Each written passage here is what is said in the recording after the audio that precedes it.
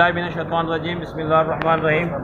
آج Hyderabad high court circuit bench میں حیدرآباد کے ایم کیو کارکنان کی پٹیشنز لگی ہوئی تھیں، جس میں کہ تقریباً کوئی 40 سے زیادہ ساتھیوں کی پٹیشنز تھیں، اور آج اس میں ہم ڈپارٹمنٹ جواب جمع کرایا۔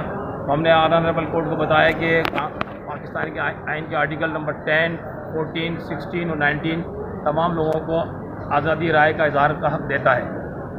عدالت نے ہماری اس بات کو کنسیڈر کیا اور 30 جولائی 2023 کو جو پٹیشن ایم پی کے لیٹر جاری کیے تھے، وہ آج عدالت نے ان تمام ساتھیوں کے اوپر سے کالعدم قرار دے دیے اور تمام لیٹرز کو ختم کر دیا۔